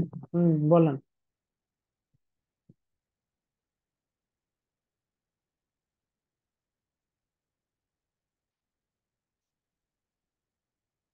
বলেন, শুনতেছি। ভাই ওই যে ওই একটা ম্যাথ ছিল না ভাই, যে পাঁচ, এগুলো কি ভাই করা লাগে কখনো? আমি শুনতে পাই নাই কথাটা, কি বললেন? ভাই ওই যে ক্যালোরি মিটার টাইপ একটা ম্যাথ আছে না ভাই, ওই যে তাপ টাপ হিটের কোন ম্যাথ, ও, এগুলো কি করা লাগে? ওইটা ভিকে মেহতা থেকে যতটুকু আছে অতটুকু দেখলেই ওকে, ওর বেশি না দেখলেও হবে। ক্যালোরিফিক ভ্যালু, তাই তো? জি জি ভাই। এগুলা আমি আপনাকে বলি, এগুলা একটু মানে চোখ কান খোলা রাখলে আপনার কষ্ট অনেকটা কমে যাবে। সেটা হচ্ছে ভিকে মেহতার ওই টাইপের কয়েকটা অধ্যায় আছে, যেমন হচ্ছে যেটা বললেন এটা লোড ফ্যাক্টর, ডিমান্ড ফ্যাক্টর, তারপরে হচ্ছে মানে বুঝতেছেন তো ওই টাইপের কয়েকটা অধ্যায়। জি ভাই। এইগুলা মানে পড়ে তো লাগবেন সব সময়, তো একটা ডিপ পড়ার একটা পড়ার তো আছে। এই জিনিসগুলো আপনি বিগত 4-5 বছরের প্রশ্ন ঘাটাঘাটি করেন, দেখবেন যে ওই সব কোম্পানিতে আসছে যেগুলো হচ্ছে জেনারেশন কোম্পানি। মানে হয়তো আচ্ছা। বা পিডিবি তে আসতে পারে, আশুগঞ্জ পাওয়ার ইয়েতে আসতে পারে, পাওয়ার স্টেশনে, এনডাব্লিউপিসিএল এ আসতে পারে, কিন্তু normally distribution company, telecom company, BPCL বা পল্লী বিদ্যুৎ, এইগুলোতে দেখবেন যে এই টাইপের কোশ্চেন আসার চান্স খুবই কম। আসলেও খুবই হালকার উপরে পাতলা, মানে খুব ডিপ টাইপের কোশ্চেন হয় না। আর ওই টাইপের কোশ্চেন গুলো যদি আসেও কালে ভদ্রে, দেখবেন বেশিরভাগই আসে হচ্ছে জেনারেশন কোম্পানি। মানে এক কথায় অন্য সময় আপনি করেন না করেন, সামনে একটা জেনারেশন কোম্পানিতে পরীক্ষা দিতে যাচ্ছেন, ওই সময় আপনার জন্য মানে ফরজ যে ওই কয়টা অধ্যায় অন্তত একবার করে করে যাবেন, মাস্ট। আমি বলছি না যে আসবেই, তবে আসার চান্স অনেক বেশি। কারণ ঠিক যেহেতু আছে ভাই। এগুলা জেনারেশন কোম্পানি, দেখা যায় যে ওই পাওয়ার সিস্টেম থেকে একটা কোশ্চেন করলে যদি ফল্ট টল্ট বা হাবিজাবি না দেয়, ওইখান থেকে কিন্তু একটা তুলে দেয়। ওই আপনার হচ্ছে লোড ফ্যাক্টর, ডিমান্ড ফ্যাক্টরের কিছু একটা, অথবা ওই ক্যালোরিফিক ভ্যালুর হাবিজাবি কিছু একটা দিয়ে দিল, বা যতগুলো ফ্যাক্টর টাইপ কিছু আছে। এটা হচ্ছে দেখবেন যে কয়েকটা কোম্পানির কিছু জাতীয় প্রশ্ন থাকে, সব কিছুর জন্য দরকার নাই। তো এই কয়েকটা কোম্পানির জন্য একটু আলাদাভাবে দেখে যাইতে পারেন এই। আচ্ছা।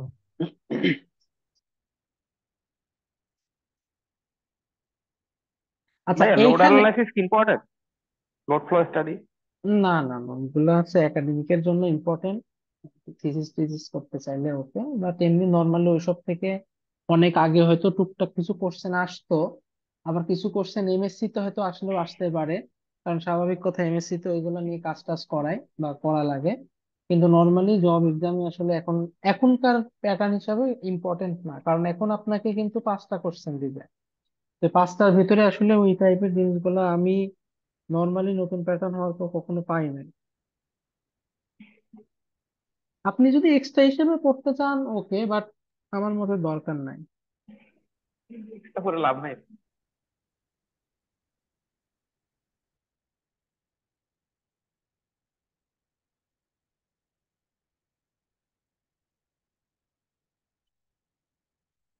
কারণ আসলে ওই লোড ফ্লো ইয়ের যে সিস্টেম গুলো আছে ওইগুলো একটু বড়, ম্যাথ গুলো অনেক বড়, হ্যাঁ ভাই, অনেক অনেক বড়। X bar matrix y bar. Analysis করা লাগে। অনেক আগে পড়ছিলাম, মেবি নিউটন রাপসন মেথড আরো হাবি জাবি কি যেন ছিল। ওই ভাই এখন জিনিসগুলো তো আসলে একাডেমিকে লাগে, এখন ওই রকম দরকার নাই। মাস্টার্স যদি কেউ করেন তখন হয়তো লাগলেও লাগতে পারে, এখন আপাতত বাদ দেন। আচ্ছা দেখেন এইখানে যে ইয়েতে হাবিজাবি বের করার কথা বললো, এইটুকু আমি আর না করি, এইটুকু তো বারবার করতেছি। পরবর্তী যে জিনিসটা সেটা একটু দেখাই দিই, কারণ অনেক সময় ওই প্রশ্ন আসে। এই যে পরের টুকু বলতেছি, মানে শুরুটুকু আপনারা নিজেরা করবেন, দেওয়া আছে, জাস্ট তুলনা করে যে যেই কাজটা করছিলাম বারবার। পরের টুকু বলতেছে unit step response of a system respected by the second order. মানে এইটার ইউনিট স্টেপ রেসপন্স বের করে দেখাইতে হবে। এটার মানে হচ্ছে আমার এই যে এই সিস্টেমটা, ট্রান্সফার ফাংশনটা দেওয়া আছে, এই ট্রান্সফার ফাংশনটা তৈরি হয়েছে কিভাবে? এই ট্রান্সফার ফাংশনটা তৈরি হয়েছে আর অফ এস এবং সি অফ এস, এই দুইটার সমন্বয়, মানে এক কথায় C of S divided by R of S করে কিন্তু এটা পাওয়া গেছে। ইউনিট স্টেপ রেসপন্স মানে হচ্ছে আর অফ এস টাকে ইউ অফ টি আকারে ইনপুট দেওয়া হয়েছে। ইউনিট স্টেপ যেটাকে বলছি, ইউনিট স্টেপ বলতে ইউ অফ টি বোঝায়। তার মানে এক কথায় এখানে আর অফ এস যেটা আছে সেটা হচ্ছে ইউ অফ টি, মানে টি ডোমেইনে। যদি আমি আর অফ এস কে আর অফ এস না বলে আর অফ টি বলি, কারণ এখানে তো দুইটা ডোমেইন, একটা টি ডোমেইন, একটা হচ্ছে এস ডোমেইন। টি ডোমেইনে ওইটা হচ্ছে unit step, R of s R of t হচ্ছে ইউ অফ টি, আর সেটাকে যদি এস ডোমেইন করি, অর্থাৎ ইউ অফ টি কে যদি আমরা ল্যাপ্লাস ট্রান্সফর্ম করি, তাহলে হয় হচ্ছে 1/s। ইউ অফ টি কে যদি ল্যাপ্লাস করি, তাহলে আমাদের অ্যাকচুয়ালি এই টাইপের কোশ্চেন থাকার মানে হচ্ছে আমাদেরকে বের করতে হবে টি ডোমেইনের ফাংশন, অর্থাৎ যদি সি অফ এস আছে, এইখান থেকে আমাদেরকে সি অফ টি তে ফেরত যাইতে হবে, সেটা দেখাতে হবে। এটা কিন্তু অনেক সময় আপনার ইকুয়েশন দিয়ে প্রশ্ন ডিরেক্ট চাইতে পারে যে কি বলে, ডিটারমাইন অমক অ্যাজ সি অফ টি অথবা সামথিং, এই সেই হবে যাবে। মানে এক কথায় এস ডোমেইনে দেওয়া আছে, ওইটাকে আমাকে টি ডোমেইনে চলে যাইতে হবে। তাহলে টি অফ এস দেওয়া আছে, আর অফ এস বলে দিছে যে এটা ইউনিট স্টেপ রেসপন্সের জন্য। এখন আমাকে সি অফ টি খুঁজে বের করতে হবে।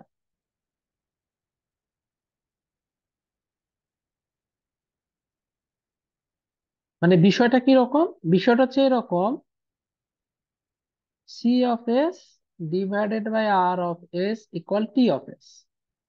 তাহলে সি অফ এস কত?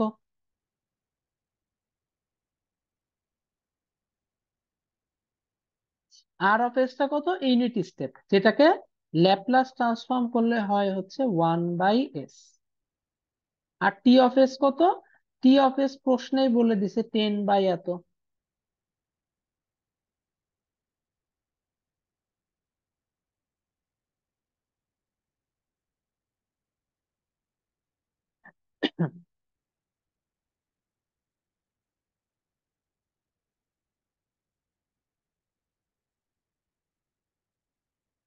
এখন আমাকে সি অফ টি খুঁজে বের করতে, এটাকে ইনভার্স ল্যাপ্লাস করলে আমাদের কাজ শেষ।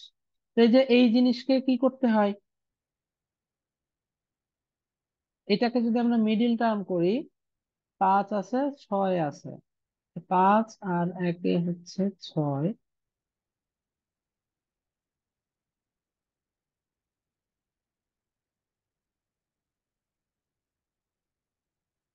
না, তা তো হচ্ছে না, 3 2, 3 2 করলে হচ্ছে।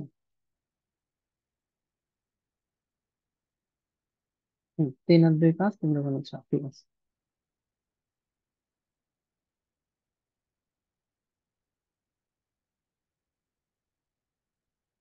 এখন এটাকে আমরা কি, ওই যে আংশিক ভগ্নাংশ করে দিতে পারি।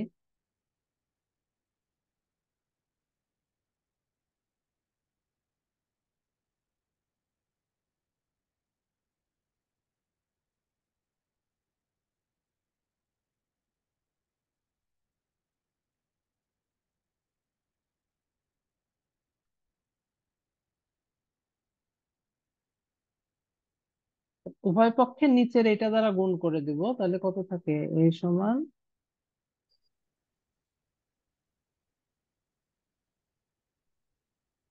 এই আংশিক ভগ্নাংশ আসলে সহজ আছে, খুব একটা ঝামেলার কিছু না। একটু মনোযোগ দিয়ে করলে দেখবেন যে মোটামুটি সহজ। এখন আমরা একটা একটা করে ভ্যালু ধরবো। তাহলে এস সমান যদি 0 ধরি,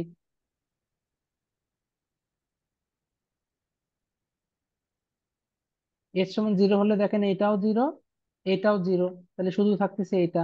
এটা যদি 0 হয় তাহলে 3 2 6, তাহলে 6a। ফলে এ সমান কত লেখা যায়? 10/6 অথবা 5/3।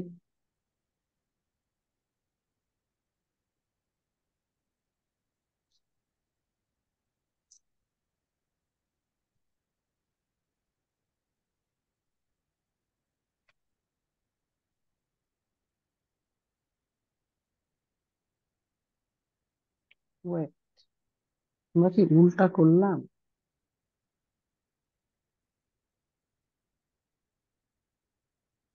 তাই তো মনে হচ্ছে। ভাই আংশিক আসবে এখানে? না না, আংশিক আসবে, ঠিক আছে, মিডিল টার্মে মনে হচ্ছে ভুল করছি। এইখানে 6 আর এখানে 5 থাকলে এটা হতো। 5s plus S. 5s plus S হয় ভাই না?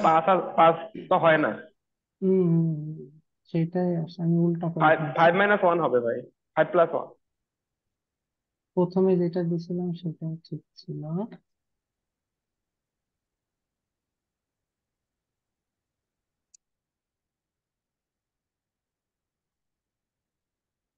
হুম, এইবার ঠিক আছে।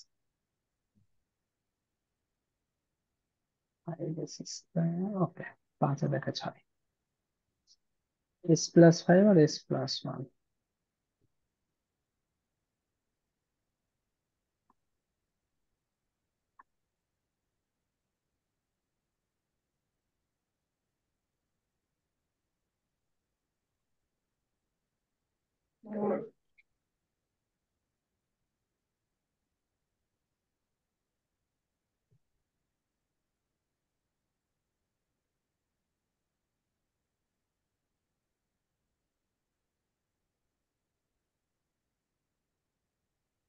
তো এটা থাকতেছে 5 আর 5, তাহলে এ সমান আসতেছে,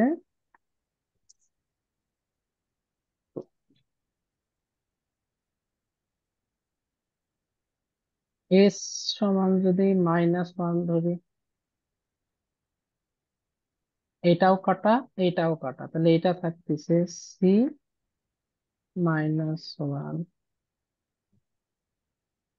তাহলে সি সমান কত দেবে, 5 থেকে 1 দিলে 4, এটা হচ্ছে -4, তাহলে 10/-4, তার মানে -5/2।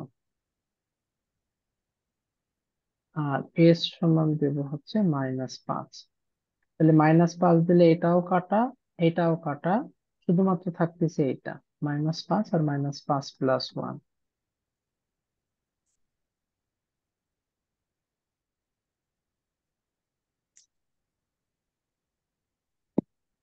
আচ্ছা, সি তো না, এটা থাকতেছে বি।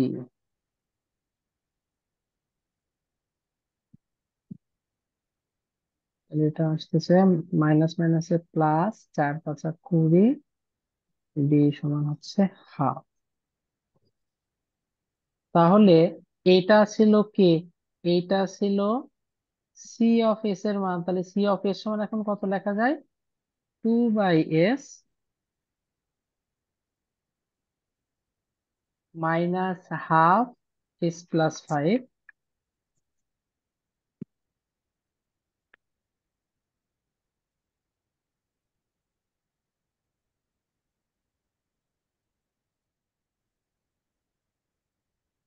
সি আসছে কত, সি হচ্ছে -5/2,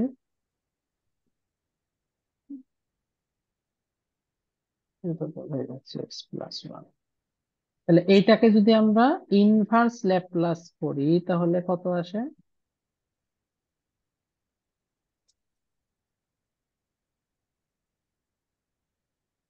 1/s কে করলে হয় 1, তার মানে 2 থেকে যাচ্ছে এখানে, -1/2 কমন নিয়ে নিলাম। এটা ক্ষেত্রে কি শিখছিলাম, e⁻, চিহ্ন যা থাকবে তার উল্টা, এই যেটা থাকবে সেটা a × t, -5/2, e⁻, চিহ্ন যেটা থাকবে সেটা 1 × t। তাহলে এই হচ্ছে আমাদের আমরা চাইলে, যেহেতু আমাদের এখানে ইউনিট স্টেপ বলে দিছে, আমরা সাথে একটা ইউ অফ টি আর এখানে এখানে রেখে দিতে। মাইনাসটা কিভাবে আসলো? বি সমান কোনটা? কি মাইনাস, উপরের হ্যাঁ, লাইনটাতে? বি সমান কি মাইনাস, ও না, বি তো +1/2 আসছে।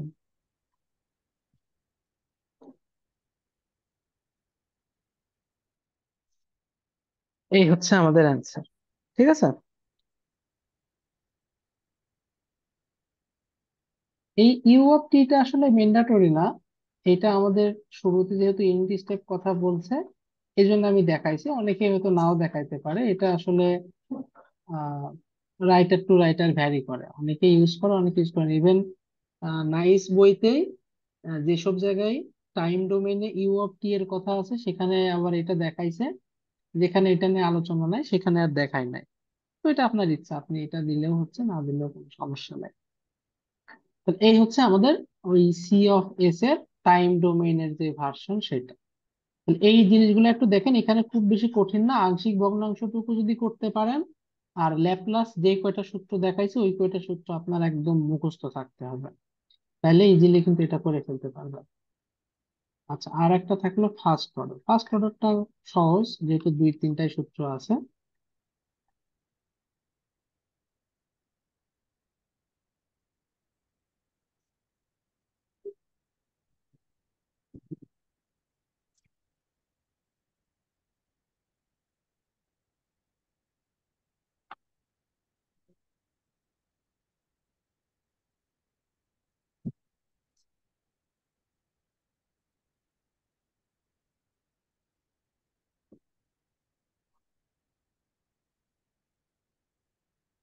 ফার্স্ট অর্ডারের ট্রান্সফার ফাংশন কি ছিল? এ বাই এস প্লাস, এর সাথে এর তুলনা করলে আমরা দেখতে পাই। হ্যাঁ বলুন। বললাম sir A by S plus এই সূত্র আর কি। হ্যাঁ, তাহলে এ সমান কত? 50। বাকি প্রশ্ন বলতেছে time constant, settling time, rice time ইত্যাদি ইত্যাদি। এই সবগুলো সূত্রই তো আমরা জানি। ফার্স্ট অর্ডারের ক্ষেত্রে রাইস টাইম হচ্ছে 2.2/8। এখানে একটু করেন তো।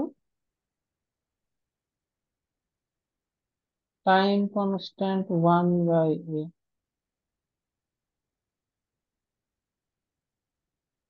Settling time 4/8।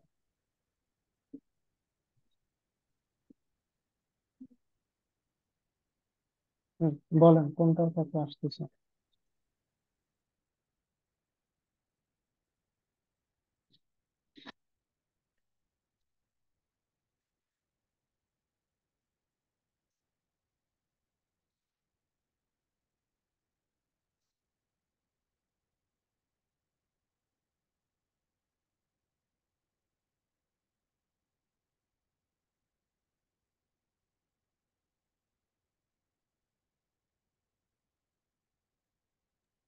উম, ভাই রাইস টাইম আসতেছে 0.044।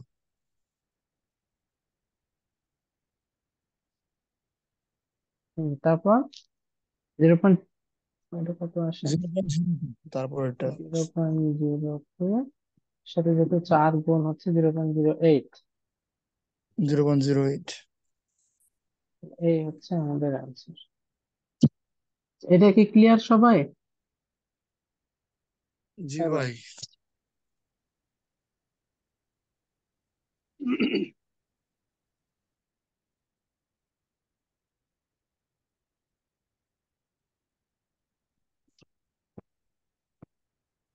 আচ্ছা, তাহলে মোটামুটি আজকে আমরা এতটুকু করলাম। নেক্সট দিন আমাদের কাজ থাকবে হচ্ছে স্ট্যাবিলিটি, ইরর, এই দুইটা জিনিস নিয়ে আলোচনা করা। এরপরে যদি টুকটাক দু একটা টপিক বাকি থাকে তাহলে পরবর্তী ক্লাস হবে, তাহলে ইনশাল্লাহ আগামীকালকে মানে নেক্সট ক্লাসে হচ্ছে আমাদের শেষ।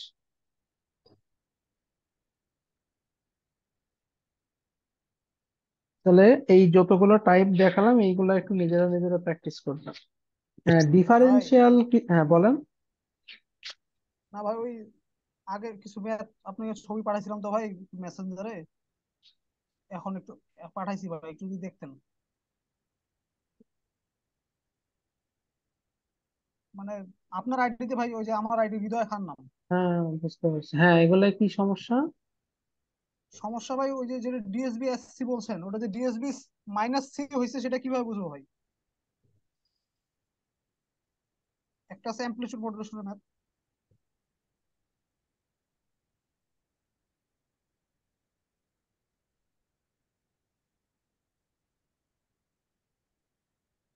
নর্মালি যদি কিছু না বলা থাকে তাহলে এফিসিয়েন্সি বললে ডিএসবি প্লাস সি ধরবেন, কিন্তু এসসি যদি বলে দেয় তাহলে তো সেক্ষেত্রে আর না বোঝার কিছু নাই ওইটা। তবে এখানে যেহেতু বলা আছে সেক্ষেত্রে আসলে অ্যান্সার 100%ই হওয়ার কথা।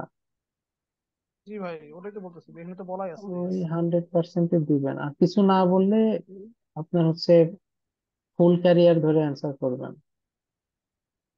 জি ভাই। আর ওই যে আরেকটা ম্যাথ আছে ভাই, যেটা এই যে এখানে লেখা আছে আপনার, ওই ম্যাথটা কি ভাই ভুল আছে নাকি ভাই? যে 29 নম্বর লেখা আছে, যেটা হলো ওই পিক লোয়ার সাইড এইখানে ব্যান্ড কম্পোনেন্ট টু আসলে point five volt side band component lower ক্ষেত্রে এখানে ইনফরমেশন আসলে আমার কাছে একটু কেমন লাগতেছে, এটা দেখতে হবে একটু। আমাদের তাহলে ভাই এটাকে ফ্রিকোয়েন্সি, তাহলে হ্যাঁ, অ্যামপ্লিটিউড মডুলেশন, ফ্রিকোয়েন্সি সেম থাকবে। অ্যামপ্লিটিউড তো দুইটার সেম আসার কথা না। অবশ্য আসতে, হ্যাঁ সেম আসতে পারে, আসতে পারে। নর্মালি হচ্ছে লোয়ার সাইড ব্যান্ড কম্পোনেন্ট আসলে কত? μAC/2।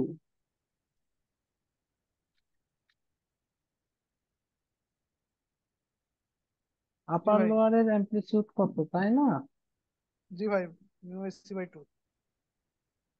Mu AC by two, তাহলে এইটা সমান যদি 2.5 হয়, মিউ এসি হচ্ছে 5, তাহলে মিউ সমান হচ্ছে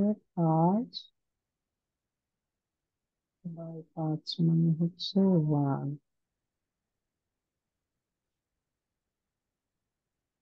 ক্যারিয়ার পাওয়ার দেওয়া আছে 6.25, টোটাল পাওয়ার হচ্ছে 6.25। কত আসে এটা?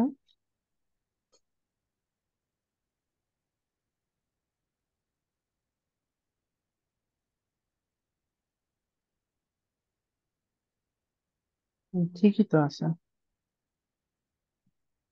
দশমিকের পরে একটু কম বেশি এটা সমস্যা নাই। 9.37 আছে, এটা 9.375 আসতেছে, আর ভাই তো যে এইটুকু সাইড ব্যান্ড সমস্যা পাওয়ারটা নেই। যে আছে ভাই, এটা কি সূত্রটা কি ভুল লিখছে ভাই? সাইড ব্যান্ড পাওয়ারের সূত্রটা। ওইটা করার দরকার নাই আপনার, এইটুকু কি বুঝছেন কি লিখলাম? জি ভাই, কিন্তু এখানে তো ভাই বলছে যে ওটা বাইর করতে বলছে না, সাইড হ্যাঁ, তো টোটাল সাইড ব্যান্ড পাওয়ার। আপনার ওর দিক তাকানোর দরকারই নাই, এই জায়গাটুকু বুঝছেন কিনা তাই বলেন, তারপর আমি দেখতেছি। জি ভাই, এটা বুঝছি। এই যদি বুঝেন, তাহলে সাইড ব্যান্ড পাওয়ার কত? টোটাল পাওয়ার থেকে ক্যারিয়ার পাওয়ারটা যে বাদ দিবেন, তাহলে তো আমার সাইড ব্যান্ড পাওয়ার চলে আসলো।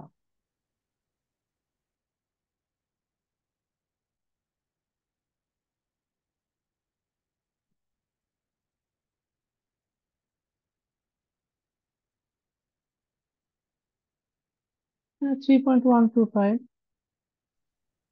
আচ্ছা, এটা কি কোন পাওয়ার চাইছে? এখানে তো আপার লোয়ার দুইটাই চাইছে না? জি ভাই। লোয়ার, আচ্ছা, সমস্যা নাই। তাহলে এটা বেরোলো কি, টোটাল সাইড ব্যান্ড পাওয়ার 3.125। জি ভাই। তাহলে ইউএসবি কত আসবে? এই দুই দ্বারা ভাগ করে দেন, তাহলে তো হয়ে গেল 1.5625।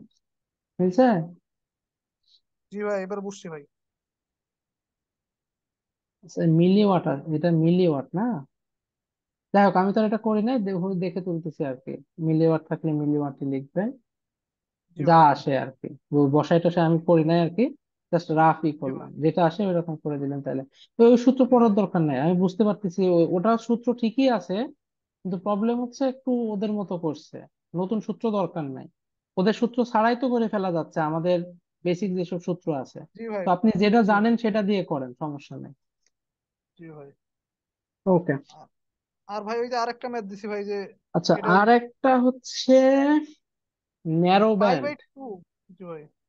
এখানে একটু ঝামেলা আছে, হ্যাঁ, এটা অবশ্য এদেরও দোষ দিয়ে লাভ নাই, বইগুলাতে একটু ঝামেলা বাঁধায় রাখছে কেউ আসলে, হাফ বা কত দিয়ে যেন তুলনা করে, এটা আমি আসলে শুনছিলাম ভাই, অন যদি থাকে আর কি, বিটার মান যদি অনের কম ঠিক থাকে আছে। বা বেশি থাকে এখানে এরকম। আসলে দুই রকমই আছে, ইভেন সঞ্জয় শর্মাতেই দুই রকম ভাবে ডিফাইন করে ফেলছে, তো এটার আসলে ফিক্সড ইয়ে পাওয়া যায় নাই।